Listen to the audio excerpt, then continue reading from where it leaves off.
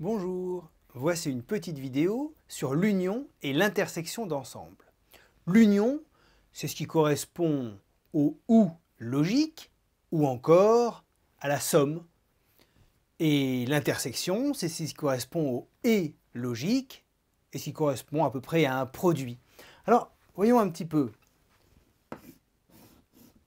E union F, le U de union, et E inter F. Alors, X, il appartient à E union F si X appartient à E ou X appartient à F. Donc le U de union qui correspond à un OU et l'intersection X, il appartient à E inter F si X, il appartient à E et X, il appartient à F. Il faut avoir ce schéma en tête. Vous avez deux ensembles, E et F. E inter F, c'est la partie qui appartient et à E et à F.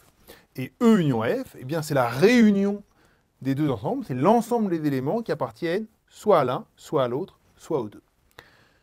Très bien. Une autre définition importante sur les ensembles, c'est le complémentaire. Vous avez un ensemble E, et vous avez une partie F qui est une partie de E. Alors, F complémentaire, F donc c'est une partie de E. Eh bien, on note F complémentaire, tous les éléments qui ne sont pas dans F, mais qui sont dans E.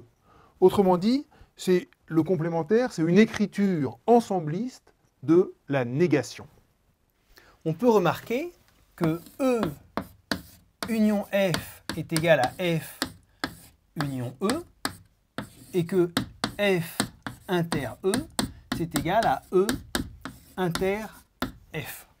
L'intersection et la réunion sont commutatifs. D'accord. Alors, on peut aussi remarquer que E union F union G, comme ceci, est égal à E union F union G. Que l'on va noter E union F union G. Ça, a priori, c'est pas défini, hein, mais en fait, on remarque qu'on a cette égalité. On a la même chose avec l'intersection. E inter F inter G, c'est égal à E inter F inter G. En effet, ça, ce sont les éléments qui appartiennent soit à E, soit à F, soit à G, à l'un des trois ensembles, au moins l'un des trois ensembles, alors que ici, ce sont les éléments qui appartiennent et à E, et à F, et à G, qui appartiennent aux trois ensembles. L'intersection et la réunion sont associatives. D'accord? Une autre propriété que l'on a, c'est que E inter F union G, eh bien c'est égal à E inter F union E inter G. Un petit peu comme A fois B plus C égale AB plus AC. On dit que l'intersection est distributive sur la réunion, comme la multiplication est distributive sur l'addition. Et puis le complémentaire. Eh bien, le complémentaire, il transforme la réunion en intersection et l'intersection en réunion. E union F complémentaire, ce sont les éléments qui n'appartiennent pas à E union F. Ce sont donc les éléments qui appartiennent ni à E, ni à F. Et donc, ils appartiennent à E complémentaire, pour dire qu'ils n'appartiennent pas à E, et en même temps, ils appartiennent à F complémentaire. Donc, c'est exactement E complémentaire inter F complémentaire. Ce sont les éléments qui n'appartiennent pas à E union F, donc ils n'appartiennent ni à E ni à F, et donc c'est l'intersection des complémentaires. De même, E inter F complémentaire, eh bien c'est égal à E complémentaire union F complémentaire. Ce sont les éléments qui n'appartiennent pas à E inter F.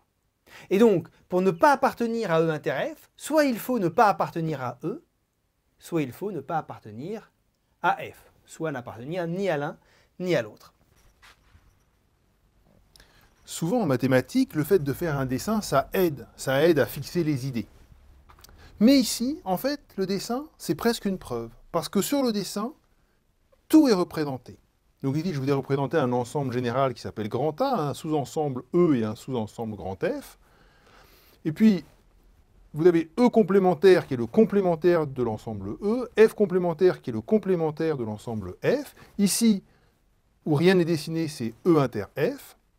Donc E inter F complémentaire, par exemple, c'est tout ce qui est coloré, soit en orange, soit en bleu. Ce qui correspond ici à ça.